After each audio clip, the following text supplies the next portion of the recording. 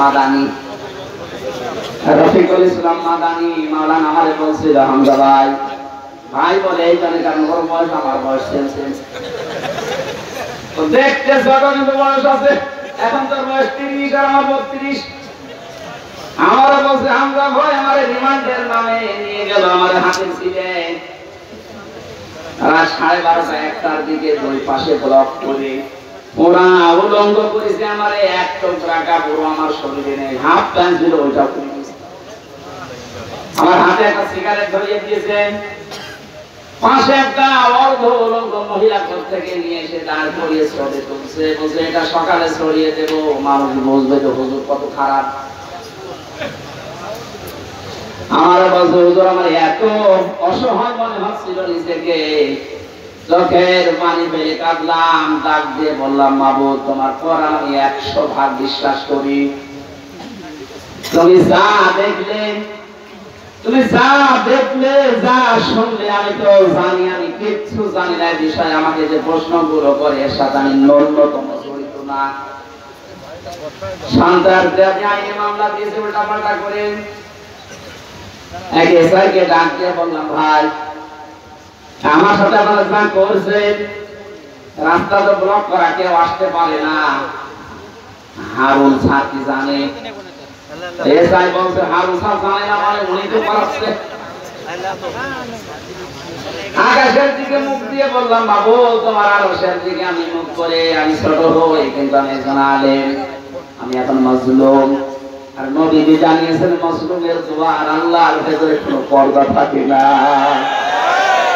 এই বাস্তবতা এবং বিশ্বাস নিয়ে তোমার কাছে বলছি আল্লাহ জীবনে তোমার কাছে যদি কিছুই কবুল না হয় তবে এই কথাটা তুমি একটু শোনো আমাকে যেভাবে অপমান করেছে যার নির্দেশে তাকে তুমি কিছু দেখিও আল্লাহ দেখিয়েছেন জীবিত অবস্থায় 3 ইঞ্চি মহিলারা পর্যন্ত এখন সিটি করছে 3 ইঞ্চি আর কত নিচে আমাদের বলেন এত গেল 3 ইঞ্চি হিসাব আমার মনে হয় এর যে চেহারা এখন লুকিয়ে আছে যদি রাস্তাঘাটে জনগণ পার পিটিয়ে মেরে ফেলবে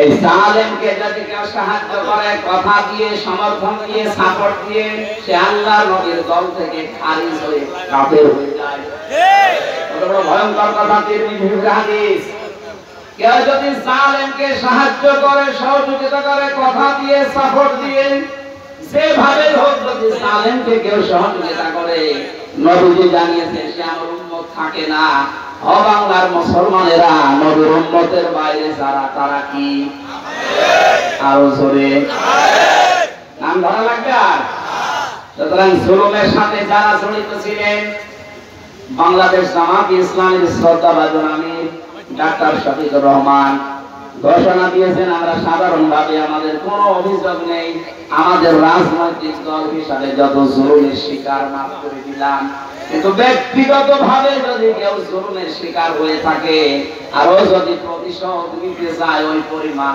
আমাদের পক্ষ থেকে বাধা নেই সেই হিসাবে আমি যেহেতু ভিকটিম আমরা মাটির নিচে রেখেছিল আয়না ঘর শুধু নাম শুনেছেন আর আমি ছিলাম ওখানে 3টা বছর আমাকে ফাঁসির কন্ডেম সেলের ভেতরে তালাবদ্ধ করে 24 ঘন্টা আটক রাখতো সিসি ক্যামেরা দিয়ে কেউ যেন আমার সাথে কথাও না বলে দেখাও না করে এমনকি কারারক্ষী যে একটা একটু ভালো ছিল সবাই তার এখন না দু একজন এসে যদি একটু সালাম দিত ওই যে উপর থেকে ক্যামেরা লাগানো ও চাকরি পর্যন্ত চলে যাবে এইরকম সিস্টেম করেছিল এত কড়া করে আপনি কেন করলেন এই জুলুমের সাথে যারা নিযুক্ত ছিল টপ বটন যে কয়টা যেহেতু পরশুদিন মামলা পুরাটা আদালত খারিজ করে দিয়েছে কোনো দোষ আমার পাইনি তাহলে বোঝা যাচ্ছে এই বিষয়ে আমি কিছু জানি না পুরা নিরপরাধ কথা বলে না কেন নিরপরাধ মানুষকে যারা বেকার 3টা বছর শাস্তি দিল তাদের বিরুদ্ধে এখন এরকম 3 বছরের শাস্তি আমিও চাই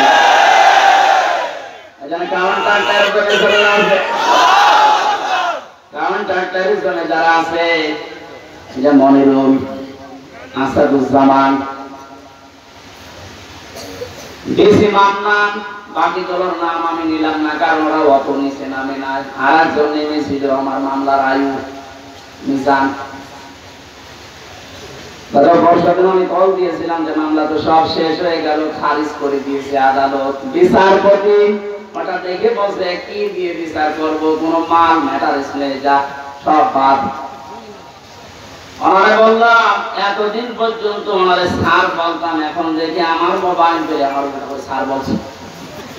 হাওয়া করে কান্না কাটে, বলে কি করা লাগবে হুজুর বলেন, আমার কোনো দোষ নেই। দোষ নেই যে আমারে ধরার পরে আমার বাবার কাছ থেকে 10 লাখ টাকা খেয়েছিস, ওই টাকা ফেরত দে।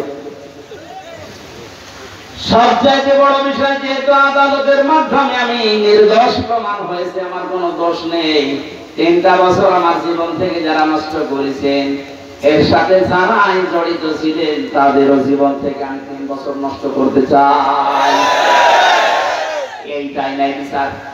এটা যদি আপনি না করেন, আগামীতে যারা আসবে এরকম হাজার হাজার নামে ওরা কারণে অকারণে মিথ্যা সত্য মিলিয়ে মামলা দিয়ে বছরের পর বছর আটকে রাখবে।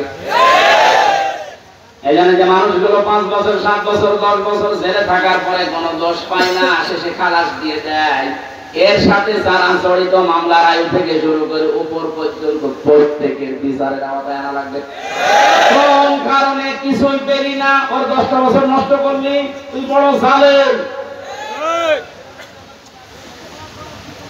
জালেমের কথা এই কারণে বলছি, কারণ শব্দটা শুনতে যত সহজ মনে হচ্ছে, বিষয়টা অত সহজ না। জালেম আল্লাহর কাছে এত ঘৃণিত, এত নিন্দিত, এত খারাপ, আল্লাহ নিজে বলেন আমি জালেমের বিরুদ্ধে নিজে বাদী হয়ে মামলা দেব। সূরা শুরা 42 নম্বর আয়াত, 25 নম্বর পারা 6 নম্বর পৃষ্ঠা 13 নম্বর লাইনে আছে, ইন্নামাস সাবিলু আলাল্লাযিনা ইয়াযলিমুনান নাস, ইলা আখির আয়াত। আল্লাহ পাক বলেন অবশ্যই আমি আল্লাহ মামলা দেব। ওই আল্লাহ নিজে মামলা দায়ের করবেন, নিজে কেস করবেন, নিজে অভিযোগ দায়ের করবেন ওই সমস্ত মানুষদের বিরুদ্ধে ইয়াজলুমুনান নাস, যারা মানুষ হয়ে মানুষের উপরে জুলুম করেছেন। জালেম যারা, এটা রেকর্ড হচ্ছে, আপনিও শুনতেছেন, যেখানে লোকই আছেন কান খাড়া করে শোনেন। জালেম যারা, তাদের দুনিয়াও শেষ, আখিরাতও শেষ। আপনার আর বাঁচার মতো কোনো লাইন নেই যতক্ষণ পর্যন্ত এই মাজলুমরা মাফ না করবে। আর আমার তো যতটুকু বাস্তবতায় ধারণা আমি দেখেছি, বাংলাদেশের 18 কোটি মানুষ যদি আপনাকে মাফ করে দেয়, আইনা ঘরের সাথে যারা জড়িত ছিলেন, ব্যারিস্টার আরমানের বউ আপনাকে মাফ করবে না।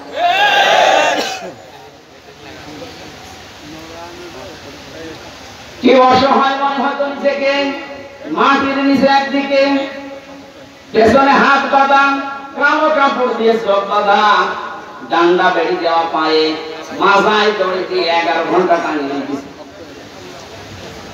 তাহলে যেটা অপরাধ করতাম মেনে নিতে পারতাম, কিচ্ছু জানি না ওই বিষয়ে। কোন পাগল কোন ছাগল না গেছে, সিরাজগঞ্জ থেকে গেছে সংসদ ভাঙবে একটা কাঁচি নিয়ে, তারে পুলিশে ধরেছেন, এখানে কি সংসদ ভেঙে ফেলবো, কাঁচি দিয়ে সংসদ ভাঙা যায়, বোম মারলে ওড়ে না। আর তুমি কাঁচি নিয়ে এসেছো, ওনাকে বলেছে যে আমি হুজুরের ওয়াজ শুনে উদ্বুদ্ধ হয়ে সংসার ভাঙতে এসেছি। কোন হুজুর? আমি রামজা। আমি বারবার বলার চেষ্টা করেছি, ইমাম সৃষ্টি করে ম্যাজিস্ট্রেটের কাছে, স্যার আমার ওয়াজ আপনার মোবাইলে আছে, আপনি দেখেন তো আমি কোন ওয়াজ করলাম যে আমার ওয়াজ শুনে উদ্বুদ্ধ হয়ে সংসার ভাঙতে গেল। আমার হাত বাঁধা, কিছু করার নেই। বিচার ব্যবস্থা কোথায় নামিয়েছেন আপনি? এই ব্যবস্থার কারণে হাজার হাজার মানুষের জীবন নষ্ট করেছেন, দুনিয়া থেকে পর্যন্ত বিদায় করে দিয়েছেন। হাজী সেলিমের যে টর্চার সেল পুরান ঢাকায়, ওখানে নাকি মাটির নিচে যেখানে অত্যাচার করতো, ওখানে অনেক হাড় গোড় পাওয়া যাচ্ছে, তার মানে অনেক মানুষের মৃতদেহ আছে। শয়তান কালকে দেখলাম কাঁদতেছে, এজলাসে আমি কিছু জানি না মানে ওরা ডিম দেওয়া দরকার। জালেমদের কোনো ছাড় নেই, যারা এই জালেমদের সহযোগী ছিল একটাকেও যেন ক্ষমা করা না হয়। 1628 জন মানুষ দায়িত্বে ছিল, মেন জালেম যে তার পক্ষে ছিল 1628 জন চেয়ারধারী লোক, এদের একটারও বিচার না করে ছাড় দেওয়া যাবে না। যদি ছাড় দিয়ে দেন আগামীতে কিন্তু এই জুলুম আবার আসবে। এই জন্য বাংলাদেশ জামাতে ইসলামের যিনি শ্রদ্ধাভাজন আমির ডাক্তার শফিকুর রহমান একটা ঘোষণা দিয়েছেন যে আমরা এক জালেমের কাছ থেকে মুক্ত হয়ে আর কোন জালেমকে দেখতে চাই না। এই কথাটা অনেকেই নিজের গায়ে পেতে নিয়েছে। আরে ভাই, অনেকে আপনার নাম ধরে বলেছে, তাহলে আপনি নিজে জুলুম করবেন এরকম আশায় আছেন, এই কারণে নিজের নামের দিকে নিয়ে নিচ্ছেন।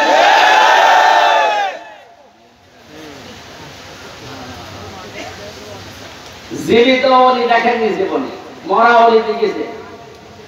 বিভিন্ন গাছতলায় আস্তানায় শুয়ে আছে মরা অলি মনে করে। জীবিত অলি যদি কেউ বাংলাদেশে দেখতে চান, কোন দরবারে যাওয়ার দরকার নেই, ডাক্তার শফিকুর রহমানের দিকে তাকাবেন, ওটা টাটকা জিন্দা অলি। আমি নিজে সাক্ষী দিচ্ছি, তার যে ইবাদতের মাত্রা, তার যে ইখলাস, দ্বীনের জন্য যে কুরবানি এবং আল্লাহর প্রতি তার যে তাওয়াক্কুল কোন পর্যায়ে আমাদের মাথায় ধরবে না। আমি 4 দিন তার সাথে ছিলাম, দেখেছি আল্লাহ মানুষকে এরকম ধৈর্য দেন। তার ছেলেটা ওই সময় জেলখানায়, তার বউ অসুস্থ, তার দলের লোক হাজার হাজার লক্ষ লক্ষ পালিয়ে বেড়াচ্ছে, অধিকাংশ জেলখানায়। সব কিছু তাদের শেষ 15 বছরে, অথচ লোকটার ভেতরে কোনো টেনশন, কোনো চিন্তা, কোনো চাপ নেই। এত কষ্ট করে জেলখানায় থেকে হাজিরা দিয়ে যখন আদালত থেকে আসতো, বলতাম স্যার ঘুমিয়ে নেই। 12-13 ঘন্টা 15 ঘন্টা পর্যন্ত এত কষ্ট করে এসে কিছুক্ষণ তেলাওয়াত, কিছুক্ষণ জিকির, কিছুক্ষণ দরুদ শরীফ পড়ে কয়েক ঘন্টা ঘুমিয়ে এরপরে দেখলাম তাহাজ্জুদের নামাজে যতটুকু পারে পড়ে, এরপরে উনিকে সেজদায় পড়ে যেত 30 মিনিট, 40 মিনিট, 50 মিনিট, 1 ঘন্টা, 1.5 ঘন্টা একটা সেজদায় কাঁদতে কাঁদতে মুরব্বী মানুষ, চোখের ভুরু পর্যন্ত পাকা, দাড়ি পাকা, ভিজে ভিজে পানি পড়ছে সেজদায়। আপনি ওলি দেখতে চান, অধিকাংশ গুলো ফজরের নামাজ পড়ে যান। আর এই লোকটা তাওয়াক্কুল আর কষ্ট স্বীকার দেখেছেন কোন পর্যায়ে। একদিন বলেছিলাম যে স্যার, এখানে দুষ্ট কিছু মানুষ আছে, তারা মোবাইল নিয়ে এসে তাই চুরি করি। এটা রেকর্ড হচ্ছে, তো এই জন্য গোপন কথা বলা যাচ্ছে ভেতরে আবার ঝামেলা বেড়ে যাবে না। ওখানে সব ধরনের সিস্টেম করে, মানুষ কি করবে এখন, অসহায় তারা। বললাম যে আপনারা আমি ওইভাবে একটা ছোট মোবাইল নিয়ে এসে একটু বাড়িতে খোঁজ নেন। আমার বলছে হামজা কার খোঁজ নেব কেন, আপনার ছেলে, আপনার বউ অসুস্থ, আপনার দলের লোক সব পালিয়ে বেড়াচ্ছে। আমার যে কথা শুনিয়েছি আমার জীবন ভরে গেছে। আমার বলছে হামজা, ধরা পড়ার সময় আমি নিজেই প্রস্তুতি নিয়েছিলাম, 24 ঘন্টায় আমি প্রস্তুতি নিয়ে থাকি কখন আমার ধরে নিয়ে যাবে। ধরে যখন নিয়ে এসেছেন, আসার সময় আমি সব আমার আল্লাহর কুদরতি হাতে দিয়ে এসেছি। এই কঠিন পরিস্থিতিতে এই কথা মুখ দিয়ে বের হওয়া অত সহজ না, আপনি যত সহজ ভাবতেছেন। কোরআনে কারীম জানিয়েছে, ইন্নাল্লাযীনা ক্বালু রাব্বুনাল্লাহ সুম্মা ইসতাকামু তাতানাজ্জালু আলাইহিমুল মালাঈকা আল্লা তাখাফু ওয়া লা তাহজানু। আল্লাহ পাক বলেন, যারা এই কথা বলতে পারে আমার রব আল্লাহ, আর কথা বলার পরে ছড়িয়ে পড়ে না, টিকে থাকে, ইস্তেকামাত পয়দা করে দাঁড়িয়ে থাকে কথার উপরে, আল্লাহ তাদের পুরস্কার হিসাবে বিপদে আপদে ফেরেশতা নাযিল করে হলেও সাহায্য করে। ফেরেশতারা এসে কি বলেন, আল্লাহ তাখাফু ওয়া লা তাহজানু, কোনো ভয় নেই, কোনো টেনশন নেই। এটা কিসের ভয়, কিসের টেনশন?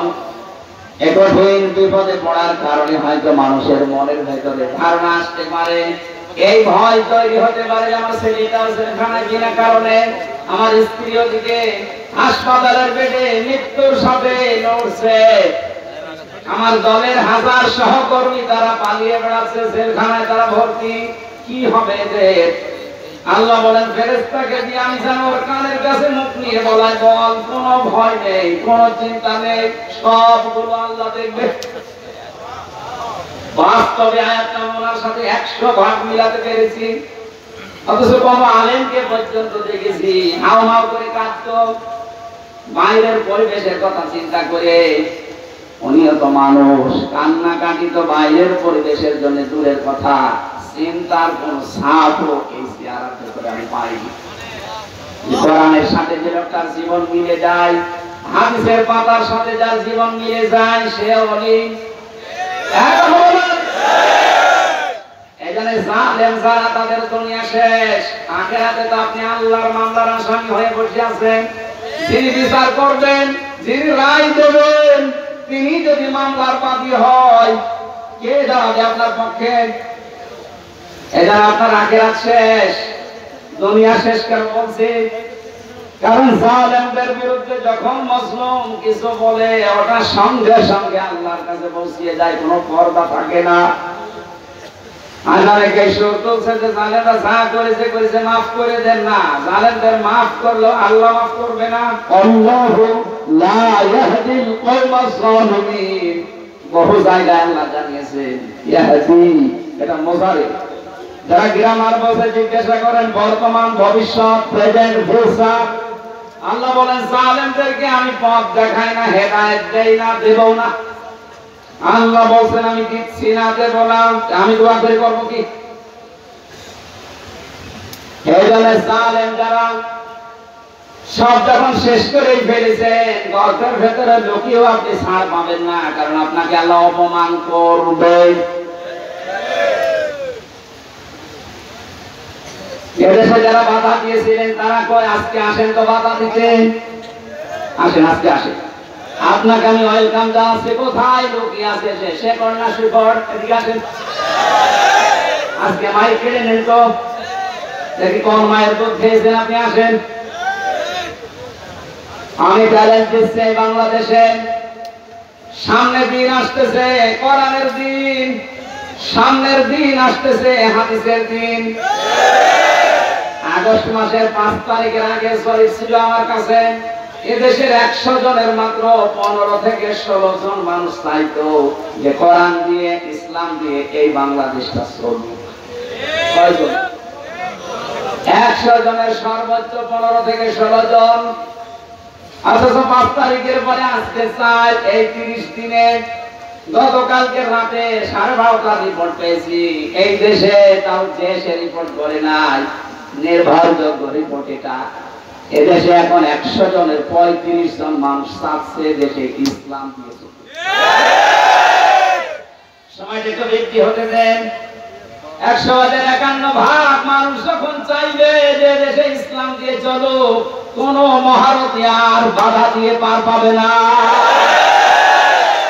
এজন্য এখন আমাদের খুব সতর্ক, ছোটখাটো কোনো বিষয় নিয়ে যেন ঝামেলায় না জড়াই। আমার এক ওস্তাদ বলছিলেন, একটা হোস্টেলে 100 ছেলে থাকে, খাবার সকালে নাস্তা দেওয়া হয়, রুটি পাউরুটি, রুটি আর কলা। এর ভেতরে কিছু মানুষ সুর তুলেছে, আমরা সকালবেলায় নাস্তা খাবো না, নাস্তার মেনু পাল্টাতে হবে। হোস্টেলে যিনি দায়িত্বে আছে ডাক দিয়ে বলছে ঠিক আছে আমি পাল্টাবো, তবে কে কোনটা বেশি খেতে চায়, যে বেশি হবে ওই দিকে আমি রায় দেবো। বোর্ডের সিস্টেম করেছে, রায় যখন এসেছে 20 জন চাই, ওই আগে চাই কলা পাউরুটি, 18 জন চাই খিচুড়ি, 15 জন চাই রোল।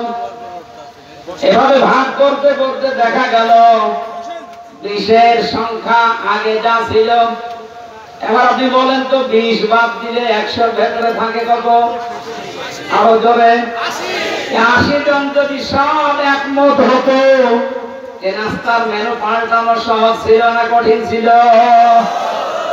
বাস্তবটা এখন আমাদের সামনে। এদেশে নাস্তিক, মুরতাদ, রাম, বাম, এই ইনু নুনু এ মেনন আর কালামানিক বেশি না, এরা যা চাচ্ছে এরা খুব মিলে হলেও 20 জন হবে, আর আমরা যারা টুপিওয়ালা আমরা 80 জনের উপরে, ওই 15 জন 18 জন 16 জন গুলো না করে আমরা যদি সব এক হতে পারি, নাস্তার মেনু এতদিন যা চলছে এটা পাল্টানো সম্ভব। কারণ এই 53 বছরে বাবা চালিয়েছে, আমরা দেখেছি, আমি দেখি না, মুরব্বীরা দেখেছে, কারণ আমার তো 32, স্বামী চালিয়েছিল, আমি দেখি নাই, মুরব্বীরা দেখেছে, চাচা চালিয়েছিল, সকালে এক কথা বলতে বিকেলে আর কথা, সেও দেখলাম 9 বছর, বউ চালিয়েছিল বিভিন্ন কায়দায়, ভাবিও চালিয়েছিল, এখন বলে না, সবারটাই দেখেছি। এখন শুধু বাকি আছে এই কোরআন দিয়ে সংসদ চললে কেমন দেখা যায়।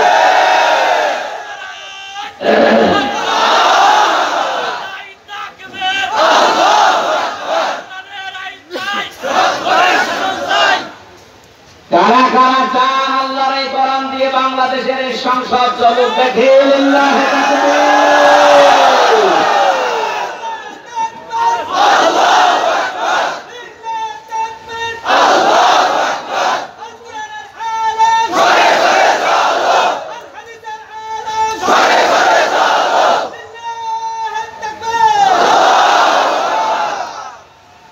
আমরা 80 জন যেহেতু আছি, আমরা যারা এই মত পার্থক্য ছোটখাটো বিষয় নিয়ে কেউ 15 জন, কেউ 16 জন, কেউ 18 জন, তাহলে কিন্তু ওই 20 যা এসেছে ওইটাই থেকে যাবে। কথা বলে না কেন? আমরা আর কোন ছোটখাটো বিষয় নিয়ে মত পার্থক্য করতে চাই না, আমাদের এক যে কোরআন দিয়ে সংসদ চলবে। এটা অনেক জালেমরা তো বুঝেছিল, পালিয়েছে, অনেক মুনাফিক এখন অনেকে মুনাফিকি করছে, বুঝতেছে, এজন্য সুর চলছে না, এভাবে আর চলতে দেব না, তাড়াতাড়ি তাড়াতাড়ি। কিসের তাড়াতাড়ি? আপনি কি স্বাধীন করে দিয়ে গেলেন? যারা স্বাধীন করেছে তারা যা বলবে তাদের ওটা অনুযায়ী দেশ চলবে। এটা যদি 3 মাস হয়, 3 বছর হয়, 6 বছর হয়, 10 বছর হয়, হোক, কোনো অসুবিধা নেই।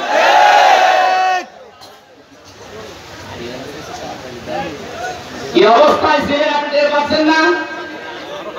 কয়েকদিন আগে বাংলাদেশ জামাত ইসলামী কুষ্টিয়া জেলা শাখার উদ্যোগে 500 আলেমকে ডাক দিয়েছিল, সব ঘটনা 3.5 ঘন্টা আলোচনা হয়েছে, কোন বাধা নেই, যে যার মতো কোরআন হাদিস দিয়ে বলেছে। আপনি বলেন তো, আগস্টের 5 তারিখের আগে 500 না 5 জন আলেম এক জায়গায় হলে টিকে থাকতে পারতো? কোথায় ছিলেন আর কোথায় এসেছেন? মুনাফিকি করা বাদ দেন। জীবন যারা দিয়ে গেল আজ ওদের বিরুদ্ধে অনেকে ফতোয়া তুলছে। বৈষম্য বিরোধী ছাত্র আন্দোলন যারা শহীদ হয়েছে এরা নাকি শহীদ না, বুক পেতে আত্মহত্যা করছে। শয়তানি করার জায়গা পাচ্ছ না। শহীদ যারা, এদেরকে যদি কেউ মুখ দিয়ে বলে যে না এরা শহীদ হয়নি, এটা পুরা কোরআনের বিরুদ্ধের কথা। সূরা বাকারা 154 নম্বর আয়াত, ওয়ালা তাকুলু লিমান ইউকতালু ফি সাবিলিল্লাহি আমওয়াত বাল আহয়াউ ওয়ালাকিন লা তাশউরুন। সূরা বাকারার 154 নম্বর আয়াতে আছে, হে নবী, মুখ দিয়ে কোনদিন এই কথা যেন কেউ না বলে যারা মারা গেছে, না ওরা শহীদ হয়েছে, ওরা মারা গেছে, কথা বলবেন না। কারণ যারা শহীদ হয় ওরা জীবিত, কিন্তু তোমরা টের পাও না। তাই মানুষ যেহেতু মুখের পরে অন্তরে ধারণা করতে পারে, আল্লাহ ধারণার উপরে নোটিশ দিয়েছে, আলা তাহসাবান্নাল্লাযীনা কুতিলু ফি সাবিলিল্লাহি আমওয়াতা বাল আহয়াউন ইনদা রাব্বিহিম ইরসাকুন। সূরা আলে ইমরান 169 নম্বর আয়াত। আল্লাহ পাক বলেন, মুখে তো বলবি না, ধারণাও করবি না যে যারা শহীদ হয়েছে ওরা মরে গেছে, না ধারণা করা জায়েজ নেই, হারাম। কেন? বালা হইয়া ওরা জীবিত, ওরা কি? আরো জোরে বলেন, ইনদা রাব্বিহিম ইরসাকুন, তারা আল্লাহর কাছে রিজিক পাচ্ছে। আমি কয়েকদিন আগে গিয়েছিলাম শহীদ আবু সাইদ রংপুরে কবর জিয়ারতে এবং বাড়ি দেখতে। ওর বাবা এসে আসার পরে জিজ্ঞাসা করলাম ছেলে মেয়ে কয়টা? 6টা ছেলে, এটা ছোট ছিল। ছোটবেলা থেকে প্রতিবাদী, অন্যায় দেখলে কিছু নেই হাতে, তারপর প্রতিবাদ করত। এত বড় জুলুমের বিরুদ্ধে প্রতিবাদ করার জন্য যেটা হাতে নিয়েছিল, কোন অস্ত্র ছিল ডাল। কালা মানিক বলছে না, ওর হাতে অস্ত্র ছিল। ডাল যদি অস্ত্র হয়, তুমি যে কলা পাতায় শুয়েছিল ওইটা অস্ত্র।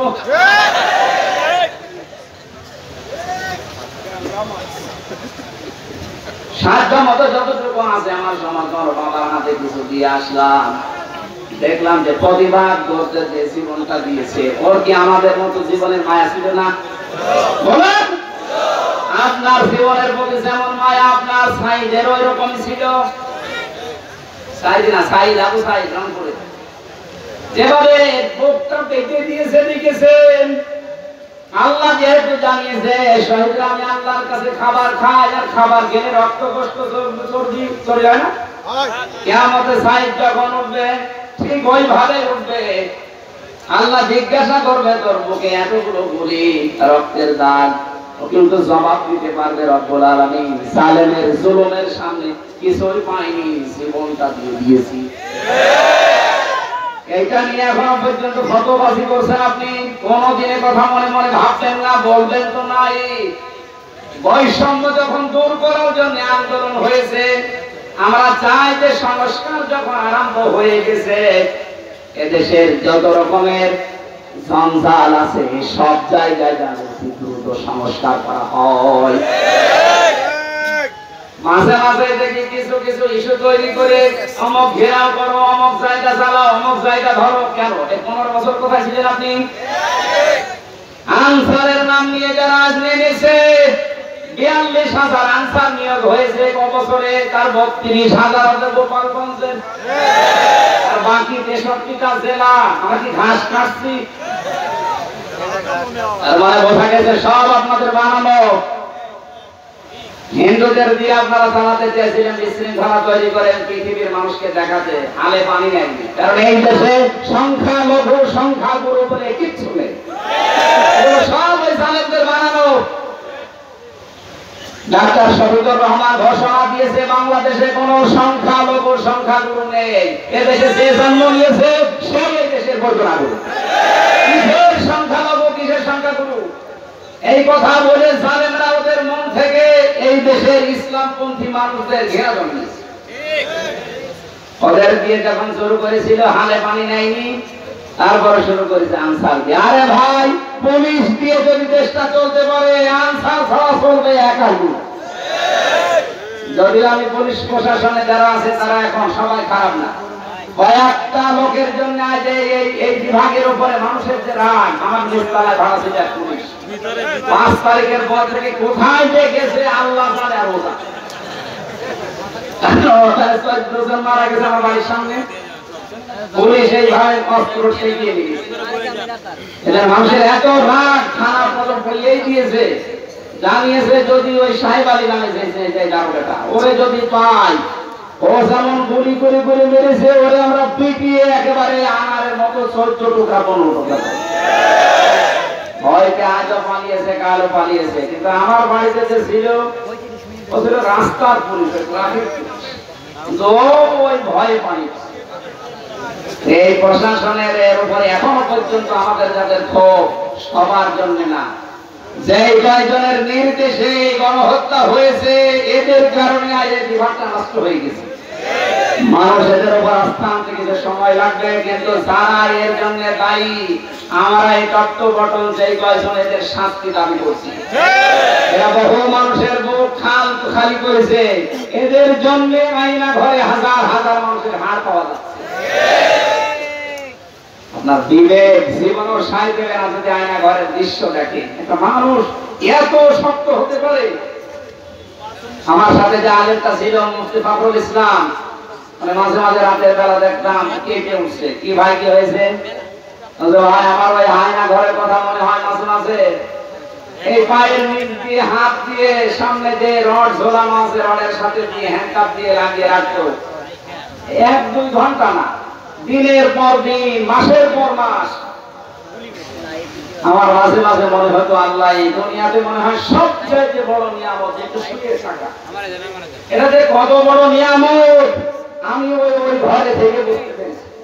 টয়লেট করার জন্য মানুষ মাত্র 1.5 মিনিট সময় দিত, খাবার খেতে দিত কয়েক মিনিট, তার খাবার না মনে হতো কে মাখিয়ে দিয়েছে। অর্ধেক কষা অর্ধেক ভালো 4-5টা তরকারি একসাথে দিয়ে এক পাটির ভেতরে ফেলে খান, না খেলে খান। তাহলে একটু নরম হয়তো যে ভাই এখন নামাজের সময়টা একটু বলেন, কখন নামাজের সময় আমরা তো জানি না, কারণ এখানে রাত দিন বোঝা যায় না। মাঝে মাঝে এমন লোক দায়িত্বে পড়তো, কিসের নামাজ, নামাজ পড়ে কি পাও, আল্লাহর ভোগ।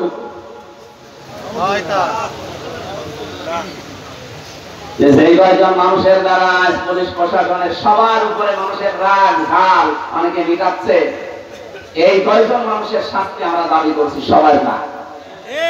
এখন অনেক কনস্টেবল, অনেক এসআই, এএসআই লাইভ করে বলছে আমাদের জীবনটা নষ্ট হয়ে গেছে এই কয়েকটা শুকরের বাচ্চা। যাদের নাম বলছে আজকের লাইভ দেখলাম, বেনজিরের নাম বলছে, এই আব্দুল্লাহ মামুনের নাম বলছে, বাকি শহীদ বলছে ধরা পড়েছে, 8 দিনের রিমান্ড দিয়েছে। আমার মনে হয় আমার সাথে রিমান্ডে যে আচরণ করেছে ওর সাথেও খারাপ। এদের নির্দেশে হাজার হাজার মানুষ, 1000-এর উপর মানুষ বাংলাদেশে মারা গেছে এই 24 তারিখ, 14 তারিখ, 5 তারিখের আগে। টের পাচ্ছেন কোথায়?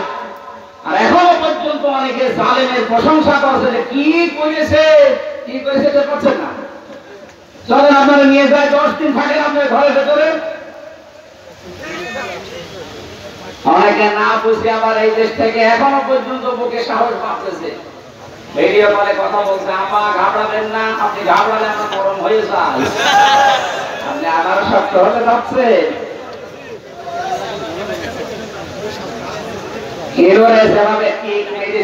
আপনি যদি এখনো শক্ত হতে চান, আপনার ভাগ্য এরকম ঠিক আছে না, জালেমরা আর মাথা মুছতে দাঁড়াতে পারবে না এই দেশে। কারণ কোরআনের ঘোষণা হচ্ছে জালেমরা অতি শীঘ্রই তাদের জুলুমের জন্য কাঁদবে। কালকে আমি হাওমাও করে কাঁদতে দেখলাম, হাতে পা দিচ্ছে নাকি। এদের কোনো মানুষ জুলুম করবে না, খুব মারাত্মক অপরাধ এটা। এর চাইতে বড় অপরাধ আর দুনিয়ায় নেই, তার দুনিয়াও শেষ, আখিরাতও শেষ। আল্লাহ আমাদেরকে যেন কোন জুলুম করা থেকে বাঁচান, সে পারিবারিক জীবনের জুলুম হোক, সামাজিক জীবনের জুলুম হোক, রাজনৈতিক জীবনের জুলুম হোক, সব জুলুম থেকে আল্লাহ আমাদের রক্ষা করেন, বলেন আমিন। দরুদ আর সালাম পাঠের মাধ্যমে আজকের তেলাওয়াতকৃত আয়াত সূরা মারিজ কয়েকটা আয়াত পড়েছি। আমার আলোচনার বিষয় হচ্ছে মুক্তিপণ। আমার বাবাকে যেমন মুক্তিপণ নিতে চেয়েছিল 10 লাখ দেন, নয়তো 50টা মামলা দেব, এরকম মুক্তিপণ সামনে আসতেছে।